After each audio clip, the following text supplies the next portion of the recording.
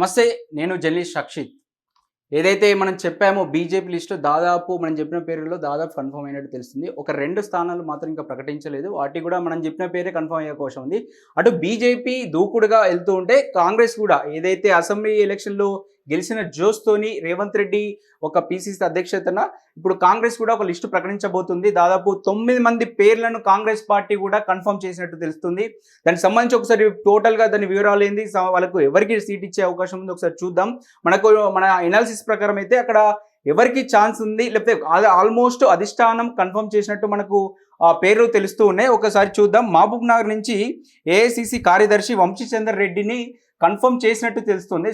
CM Revanth Reddy తన నివాసంలో ఏర్పాటు చేసుకున్నటువంటి ఒక సమావేశంలో 2 గంటల సేపు అక్కడ మాట్లాడి ఎవరైతే బాగుంటుంది, ఏదైతే వచ్చినటువంటి రిజల్ట్ ఎమ్మెల్యే ఎలక్షన్లో వచ్చినటువంటి రిజల్ట్ను మళ్ళీ ఏదైతే రాహుల్ గాంధీ అటు సోనియా గాంధీ వాళ్ళ కుటుంబం మొత్తం ఇక్కడ ఉండి ఇక్కడ రేవంత్ రెడ్డి సీఎం చేసినటువంటి పరిస్థితి, కాంగ్రెస్ పార్టీని అధికారంలోకి తెచ్చినటువంటి పరిస్థితి, ఏదైతే రిటర్న్ గిఫ్ట్ ఇవ్వాలి వాళ్ళకు, ఏదైతే ఇక్కడ సీఎంగా రేవంత్ రెడ్డిని చేయడం జరిగిందో దానికి బహుమతిగా రిటర్న్ గిఫ్ట్ ఇవ్వాలంటే ఇక్కడి నుంచి దాదాపు ఒక 14 సీట్లు ఎంపీ సీట్లు గెలిచినట్టయితే వాళ్ళకి రిటర్న్ గిఫ్ట్ ఇస్తాము. మనకు కూడా ఒకవేళ సెంట్రల్లో కూడా కేంద్రంలో కూడా అంటే ఒక కాంగ్రెస్ పార్టీ ప్రభుత్వం వచ్చినట్టయితే ఇక్కడ కూడా మన సంక్షేమం, మనం ఏవైతే హామీలు ఇచ్చామో హామీలకు ఎలాంటి డోకా ఉండదు, ఎలాంటి ఇబ్బందులు ఉన్నాయని చెప్పేసి ఇప్పటికే రేవంత్ రెడ్డి చెప్పడం జరిగింది.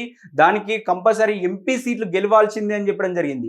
అందులో భాగంగానే ఎవరైతే గెలవగలగరు, ఎవరైతే గెలిచే అవకాశం ఉంది, ఎవరైతే ఆర్థికంగా కావచ్చు స్థానికంగా కార్యకర్తలతోని కలుపుకోబోయే స్వభావం ఎవరికి ఉంది, ఎవరైతే కార్యకర్తలు గెలిపేయాలనుకుంటారు అలాంటి అన్వేషణలో మాత్రం కాంగ్రెస్ పార్టీ పడ్డదని చెప్పొచ్చు. దానికి సంబంధించి రేవంత్ రెడ్డి ఒక టీం వర్క్ చేసి ఒక ఫైనల్ ఒక 11 మందిని అయితే ప్రకటించారు. ఇటు మహబూబ్ నగర్ నుంచి మాత్రం ఏఐసిసి కార్యదర్శి వంశీధర్ రెడ్డిని ప్రకటించినట్టు తెలుస్తుంది. అటు కరీంనగర్ నుంచి ప్రవీణ్ కుమార్ రెడ్డిని ఆల్మోస్ట్ కన్ఫర్మ్ చేశారు. కరీంనగర్ నుంచి ఇప్పటికే బండి సంజయ్ ఒక ఫుల్ ఫామ్లో ఉండు, అతన్ని ఎదుర్కోవాలంటే ఆ తగ్గ స్థాయి వ్యక్తి కావాలి, అక్కడ ఉన్నట్టు మాస్ వ్యక్తి కావాలి. కాబట్టి ఇక్కడ ప్రవీణ్ కుమార్ కూడా కన్ఫర్మ్ అయినట్టే తెలుస్తుంది. ఇక్కడ టికెట్ అయితే ఇక్కడ బండి సంజయ్ని మరి చూడాలి, ఎదుర్కొంటారా బండి సంజయ్కి ధీటుగా ఎలా చేస్తారో అక్కడ కాంగ్రెస్ పార్టీని గెలిపించే అవకాశం ఉంటుందో చూడాలి. ఇటు నిజామాబాద్ సంబంధించి ఇక్కడ మధు యాష్కి కూడా ఛాన్స్ ఉన్నదని చెప్పొచ్చు. మధు యాష్కి ఇక్కడే గతంలో చూస్తూ ఉంటే ఎల్బీ నగర్ నుంచి ఎమ్మెల్యే పోటీ చేయడం జరిగింది. గతంలో కూడా ఎంపీగా నిజామాబాద్ నుంచి పనిచేయడం జరిగింది. కాకపోతే ఈసారి మాత్రం అతనికి ఛాన్స్ తక్కువ అని చెప్పొచ్చు. అక్కడి నుంచి ఎమ్మెల్సీ జీవన్ రెడ్డిని పోటీ చేసే అవకాశము ఉన్నట్టు కాంగ్రెస్ పార్టీ వర్గాలు చెప్తూ ఉన్నాయి. అటు ఇప్పటికే బీజేపీకి సంబంధించినటువంటి వాళ్ళైతే అరవింద్ను కన్ఫర్మ్ చేశారు. అటు అరవింద్ అయితే ఒక ఊపులో ఉన్నాడు. అటు ఏదైతే అతను ఈ హామీ ఇచ్చాడో, ఏదైతే పసుపు హామీ ఇచ్చాడో హామీ ప్రకారం అయితే అక్కడ అరవింద్ మాత్రం ఒక ఊపులో జోష్గా ప్రచారం ఇప్పటికే స్టార్ట్ పెట్టారు. అరవింద్కు బీజేపీ కూడా టికెట్ కన్ఫర్మ్ చేయడం జరిగింది. ఇటు పెద్దపల్లికి సంబంధించి గడ్డం వంశీ పేరు ప్రకటించే అవకాశం కనిపిస్తుంది. ఇక్కడ పెద్దపల్లికి నియోజకవర్గం సంబంధించి అయితే మ్యాక్సిమం ఎమ్మెల్యే సీట్లు మాత్రం మ్యాక్సిమం కాంగ్రెస్ గెలవడం జరిగింది. ఇక్కడ కూడా మంచి కాంగ్రెస్ పార్టీ ఒక మంచి అవకాశం ఉంది, గెలుపు ఇక్కడ ఎంపీ సీట్ గెలిచే అవకాశం ఉంది. అటు బీజేపీ నుంచి కూడా సరైన అభ్యర్థి లేకపోవడం కూడా ఇక్కడ కాంగ్రెస్ పార్టీకి కలిసి వచ్చే అవకాశం కనిపిస్తూ ఉంది. ఇక జైరాబాద్ సంబంధించి అయితే కాంగ్రెస్ పార్టీ నుంచి అవకాశం ఉన్న వ్యక్తి ఏంటంటే సురేష్ షెట్కర్కి అక్కడి నుంచి జైరాబాద్ నుంచి అవకాశం ఉంది. కాకపోతే ఇక్కడ బీబీ పాటిల్ ఏదైతే బీఆర్ఎస్ పార్టీలో గతంలో సిట్టింగ్ ఎంపీగా పనిచేసినటువంటి బీబీ పాటిల్ అటు బీజేపీలో చేరడం తోటి అక్కడ ఉన్న అవకాశాలు చూస్తూ ఉంటే అక్కడ కామారెడ్డి కావచ్చు, లేకపోతే నారాయణ ఖేడ్ కావచ్చు, ఇవన్నీ చూస్తూ ఉంటే అటు కర్ణాటక దగ్గరగా ఉండడం ఇవన్నీ దానివల్ల బీజేపీకి కొంచెం ప్లస్ అని చెప్పొచ్చు. అక్కడ బీజేపీకి గెలిచే అవకాశం ఉంది కాబట్టి అక్కడ సిట్టింగ్ ఎంపీ ఉన్నటువంటి ఒక బీబీ పాటిల్ బీజేపీలో చేరినట్టు కనిపిస్తుంది. మరి ఇక్కడ బీబీ పాటిల్ కూడా బలమైన వ్యక్తే, దానికి తట్టుకోగలిగే అక్కడ కాంగ్రెస్ పార్టీ గెలిచే అవకాశం చాలా తక్కువ అని కూడా చెప్పొచ్చు. కాకపోతే సురేష్ షెట్కర్ మరి ఏం చేస్తాడు, అక్కడి నుంచి గెలిచే అవకాశం ఉందో మరి చూడాలి. ఇక్కడ జైరాబాద్ నుంచి బీబీ పాటిల్ నుంచి ఇక్కడ కాంగ్రెస్ పార్టీకి వీళ్ళిద్దరి మధ్యనే పోటీ ఉండే అవకాశం కనిపిస్తుంది. ప్రధానంగా చేవేళ్ల నుంచి సునీత మహేందర్ రెడ్డికి ఆల్రెడీ టికెట్ కన్ఫర్మ్ అయిన చేస్తుంది. కాకపోతే అక్కడి నుంచి బీజేపీ నుంచి బలమైన నేత మాత్రం కొండా విశ్వేశ్వర రెడ్డి ఉన్నారు. కొండా విశ్వేశ్వర రెడ్డి గతంలో బీఆర్ఎస్ పార్టీ నుంచి పోటీ చేసి చాలా కార్యక్రమాలు చేశారు. అక్కడ మంచి పేరు కూడా కొండా విశ్వేశ్వర రెడ్డికి ఉంది. మరి ఇక్కడ ఈ ఫైట్ లో బీఆర్ఎస్ థర్డ్ పొజిషన్ లో ఉండే అవకాశం కనిపిస్తుంది. కాబట్టి ఇక్కడ పోటాపోటీ ఫైట్ లో అక్కడ బీజేపీ వర్సెస్ కాంగ్రెస్ ఉండే ఈ ఫైట్ లో మరి ఇద్దరిట్ల ఎవరు బయటపడతారు అనేది చూడాల్సి ఉంది. కాకపోతే ఛాన్సెస్ మాత్రం బీజేపీకి ఇక్కడ చేవేళ్ల సీట్లో బీజేపీకి ఎక్కువ ఛాన్సెస్ కనిపిస్తూ ఉన్నాయి. ఇటు ఇక సికింద్రాబాద్ సంబంధించి అయితే బొంతు రామ్మోహన్ పేరు కాంగ్రెస్ పార్టీ ఫైనల్ చేసింది. అటు కిషన్ రెడ్డికి బీజేపీ టికెట్ ఇవ్వడం జరిగింది.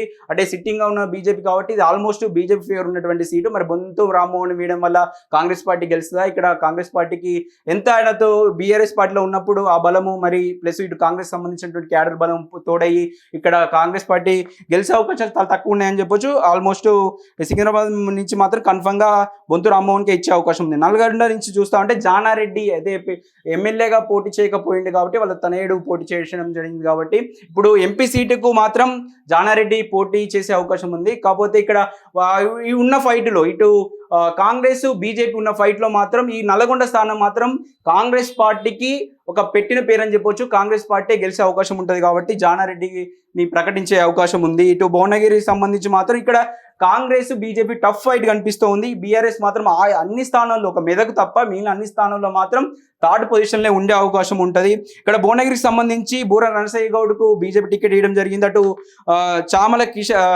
కిరణ్ రెడ్డికి కాంగ్రెస్ పార్టీ టికెట్ ఇచ్చే అవకాశం ఉంది. వీళ్ళిద్దరి పోరులో ఇటు చూస్తుంటే ఒక రెడ్డి నేత, ఇటు చూస్తుంటే బీసీ నేత. ఈ మధ్యలో ఇక్కడ ఎవరు గెలిచే అవకాశం ఉంది? గతంలో ఒక పనిచేసిన ఒక అనుభవం మాత్రం బూర నరసయ్య గౌడ్కు ఎంపీగా పనిచేసిన అనుభవం మాత్రం బూర నరసయ్య గౌడ్కు ఉంది కాబట్టి ఈ టఫ్ ఫైట్లో ఇక్కడ ఎవరికి రెండింటికి ఛాన్సెస్ ఉంది. ఇక్కడ కాంగ్రెస్ ఛాన్స్ ఉంది, బీజేపీకి ఛాన్స్ ఉంది. మరి ఈ పోరులో మాత్రం ఎవరు బయటపడతారు? ఈ ఇద్దరి పోరులో మాత్రం అది చూడాల్సి ఉంది. ఇటు మహబూబాబాద్ నుంచి బలరాం నాయక్, కాంగ్రెస్ పార్టీ మాత్రం మహబూబాబాద్ నుంచి బలరాం నాయక్ టికెట్ ఇచ్చినట్టు తెలుస్తుంది. కాకపోతే ఇక్కడ ఇంకా బీజేపీ పార్టీ మాత్రం ఇక్కడ అభ్యర్థిని ఇంకా నిలబెట్టలేదు. ఇటు హైదరాబాద్ సంబంధించి ఆర్ట్గా ఇప్పుడు ఒక బీజేపీ నుంచి మాధవిలతకు అక్కడ టికెట్ ఇవ్వడంతో ఒక ఓవైసీని కొట్టగల మహిళా నేత దొరికిందని చెప్పేసి అటు బీజేపీ నాయకులు సంతోషపడుతున్నారు. అటు చూస్తూ ఉంటే బీజేపీకి ఇక్కడ ఛాన్స్ ఎంతవరకు ఉంటుంది, ఇక్కడ మరి ఎంత పోలరైజేషన్ చేస్తారు, అది హాట్ కేక్ లెక్క లేకపోతే ఇప్పుడు మనకు కనిపిస్తుంది. అది ఇక్కడ ఎవరు గెలుస్తారని ఒక సంచలన నిర్ణయం వస్తుంది. అక్కడ రిజల్ట్ ఎలా ఉంటుందని చెప్పేసి రాష్ట్రం అంతా వెయిట్ చేస్తున్నటువంటి పరిస్థితి. ఇలాంటి పరిస్థితుల్లో మరి ఎంఐఎంఏ మళ్ళా సిట్టింగ్ సీట్ని దక్కించుకుంటుందా లేకపోతే బీజేపీకి ఛాన్స్ ఉందా అని చెప్పేసి చూడాల్సి ఉంది. ఇక్కడ నుంచి మాత్రం ఫెరోజ్ ఖాన్కి కాంగ్రెస్ పార్టీ టికెట్ ఇచ్చే అవకాశం కనిపిస్తుంది. అటు బీజేపీ నుంచి మాధవిలత ప్రకటించడం జరిగింది. ఇంకా మిగిలిన సీటుకు వచ్చేసి ఖమ్మం నుంచి మాత్రం రాహుల్ గాంధీ పోటీ చేస్తారా లేకపోతే గాంధీ కుటుంబానికి సంబంధించి ఎవరైనా సోనియా గాంధీకి సంబంధించి వాళ్ళ కుటుంబం నుంచి ఎవరైనా పోటీ చేసే అవకాశం మాత్రం ప్రధానంగా కనిపిస్తుంది. అలా పోటీ చేస్తేనే ఇక్కడ ఎంపీ సీట్లు ఎక్కువ గెలుస్తామని చెప్పేసి ఇప్పటికే రేవంత్ రెడ్డి అధిష్టానం ముందు ఉంచినటువంటి పరిస్థితి. అలాంటి తరుణంలో అక్కడ ఆ కుటుంబం నుంచి మరి ఎవరు పోటీ చేస్తారనేది ఒక సస్పెండ్ ఉంది. ఎక్కువైతే రాహుల్ గాంధీ ఖమ్మం నుంచి పోటీ చేస్తారు. ఎందుకంటే ఖమ్మం అనేది ఆల్మోస్ట్ ఉన్నటువంటి 10 సీట్లలో దాదాపు అన్ని సీట్లు క్లీన్ స్వీప్ చేయడం జరిగింది. ఒక్క సీటు తప్ప, ఒక భద్రాచలం తప్ప మిగిలిన అన్ని సీట్లలో కాంగ్రెస్ పార్టీ గెలవడం జరిగింది. ఈ తరుణంలో కంపల్సరీ ఖమ్మంలో మాత్రం బీజేపీకి ఛాన్స్ తక్కువ, అక్కడ ఛాన్స్ ఉన్నటువంటి పరిస్థితి. ఈ కంపల్సరీ కాంగ్రెస్ గెలిచే అవకాశం ఉంటుంది కాబట్టి అక్కడి నుంచి రాహుల్ గాంధీ పోటీ చేపిస్తే తెలంగాణ వ్యాప్తంగా ఒక మంచి రిజల్ట్ ఉండే అవకాశం ఉంటుంది. ఎక్కువ సీట్లు గెలవాలనే ఉద్దేశంతో మాత్రం రాహుల్ గాంధీని అక్కడి నుంచి ఖమ్మం నుంచి పోటీ చేసే అవకాశం ఉంది. నాగర్కర్నూలు సీట్ అయితే ఇప్పటి వరకు కాంగ్రెస్ పార్టీ ప్రకటించలేదు, దానిపైన ఆలోచనలు జరుగుతూ ఉన్నాయి. అటు బీజేపీ మాత్రం పి భరత్ను ప్రకటించడం జరిగింది. వరంగల్ సీటు కూడా ఒక సీట్ను కూడా ఇంకా ఎవరికి అనేది కాంగ్రెస్ పార్టీ డిసైడ్ కాలేదు. అటు ఆదిలాబాద్ కూడా డిసైడ్ కాలేదు, మల్కాజ్గిరి కూడా డిసైడ్ కాలేదు. అంటే మల్కాజ్గిరి మాత్రం ఎవరికి ఇచ్చిన కాంగ్రెస్ పార్టీ సిట్టింగ్ సీట్ కాబట్టి గతంలో రేవంత్ రెడ్డి అక్కడి నుంచి పోటీ చేసి గెలిచే అవకాశం ఉంది కాబట్టి ఇప్పుడు కూడా మళ్ళీ గెలిచే అవకాశం కాంగ్రెస్ పార్టీకి ఉంటుంది కాబట్టి అటు ప్రధానంగా బలమైన నేత సామాజిక వర్గం కావచ్చు, ఒక బీసీ నేత కావచ్చు, లేకపోతే మాజీ మంత్రి అయినటువంటి ఈటెల రాజేందర్ అక్కడి నుంచి బీజేపీ నుంచి పోటీ చేస్తూ ఉన్నారు. కాకపోతే కాంగ్రెస్ నుంచి ఎవరు నిలబడ్డా అక్కడి నుంచి ఇప్పుడు ఒక పేరు కూడా వస్తుంది, రేవంత్ రెడ్డికి తమ్ముడు కూడా అక్కడి నుంచి పోటీ చేసే అవకాశం ఉన్నట్టు తెలుస్తుంది. కాకపోతే రేవంత్ రెడ్డి కుటుంబం ఏదైతే కుటుంబ పాలనను దించాను, కుటుంబ పాలన ఉండొద్దని చెప్పేసి అధికారంలోకి వచ్చారో ఆ నేపథ్యంలో తమ్ముడిని పోటీ చేయించొద్దు అనే ఆలోచన మాత్రం రేవంత్ రెడ్డి ఉన్నట్టు తెలుస్తుంది. అటు మాత్రం కాకపోతే కార్యకర్తల నుంచి వచ్చినటువంటి స్పందన మాత్రం అలా రేవంత్ రెడ్డి తమ్ముడినే పెట్టాలి, అక్కడ పెడితే గెలుపు అవకాశాలు ఎక్కువగా ఉంటాయి.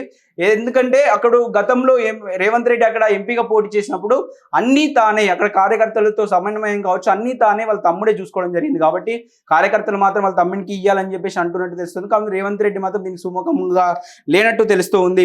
ఇక మెదక్ సంబంధించి మాత్రం అటు ఒకవేళ ఇచ్చే అవకాశం మాత్రం మైనంపల్లికి ఆశిస్తున్నట్టు తెలుస్తుంది. మైనంపల్లి అక్కడి నుంచి పోటీ చేసే అవకాశం ఉన్నట్టు మెదక్ నుంచి కనిపిస్తుంది. కాకపోతే అధిష్టానం మరి ఎలాంటి నిర్ణయం తీసుకుంటుంది, మెదక్ నుంచి ఎవరిని పోటీలో తీస్తుంది, మరి రానున్న రోజుల్లో చూడాలి.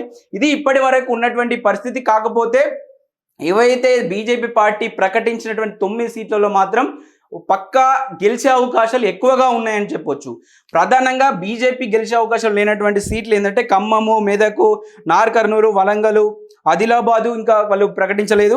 ఇంకా మెదకు కూడా కష్టమే అని చెప్పొచ్చు. అక్కడ బీఆర్ఎస్ వర్సెస్ లేకపోతే బీజేపీ ఉండే అవకాశం ఉంటుంది. లేకపోతే మైనంపల్లి పోటీ చేస్తే ఆ సమీకరణలు ఒక ఫైనల్గా అన్ని సంబంధించినటువంటి లిస్ట్ వచ్చిన తర్వాత అన్ని పార్టీల 3 పార్టీల ప్రధానంగా ఉన్నటువంటి 3 పార్టీలకు సంబంధించి క్యాండిడేట్ పేరు వచ్చిన తర్వాత మనము ఒక ఎనాలిసిస్ చేయొచ్చు. మ్యాక్సిమం ఇక్కడ గెలిపే అవకాశాలు ఎవరికి ఉంటాయి, ఆ పార్టీ బలాలు, ఆ వ్యక్తి బలము. ఎందుకంటే ఒక పార్టీకి ఒక ఎంపీ సీట్ గెలవాలంటే పార్టీ బలం ఇంపార్టెంట్, వ్యక్తి బలం ఇంపార్టెంట్, లేకపోతే స్థానికంగా ఆ వ్యక్తికి ఎలాంటి పేరు ఉంది, అన్ని ఫ్యాక్టర్స్ చాలా పనిచేస్తాయి. కాబట్టి అటు బీజేపీకి ప్రధానంగా పనిచేసేది మాత్రం మోడీ చేసినటువంటి అభివృద్ధి సంబంధించినటువంటి పథకాలు కావచ్చు, లేకపోతే ఈ యొక్క రామ మందిర నిర్మాణము, ఇంకా ఆర్టికల్ 370, చాలా త్రిపుల్ తలాక్ కానీ చాలా విషయాలు ఇటు బీజేపీకి పనిచేసే అవకాశం ఉంది. కానీ రాహుల్ గాంధీకి ఎలాంటి అడ్వాంటేజ్ ఉన్నాయి, రాహుల్ గాంధీని పీఎం చేసే అవకాశం ఉందా, దానికి సంబంధించి ఆ జనాలు మరి ఏమనుకుంటున్నారు, దానికి సంబంధించి పూర్తి స్థాయిలో మనకు ఒక కొలిక్కి రావాలంటే పూర్తి స్థాయిలో గెలుపు అవకాశాలు మనము ఎవరికి ఉన్నాయో చెప్పాలనుకుంటే 3 పార్టీలు ప్రధాన 3 పార్టీలకు సంబంధించినటువంటి లిస్ట్ బయటకు వచ్చినప్పుడు మనము క్లియర్ చెప్పొచ్చు. ఇలాంటి మళ్ళీ అప్డేట్ కోసం ఆల్మోస్ట్ మనము ఏదైతే బీజేపీ పార్టీ లిస్టులో ఎవరు ప్రకటించే అవకాశం ఉందో అది కన్ఫర్మ్ అయింది. ఇప్పుడు ఇది కూడా మనము కాంగ్రెస్ పార్టీ చెప్పినటువంటి ఈ పేర్లే మ్యాక్సిమం కన్ఫర్మ్ అయ్యే అవకాశం కనిపిస్తుంది. కాబట్టి మరి మీతో మరిన్ని అప్డేట్ కోసం లెజెండ్ టీవీని ఫాలో కండి.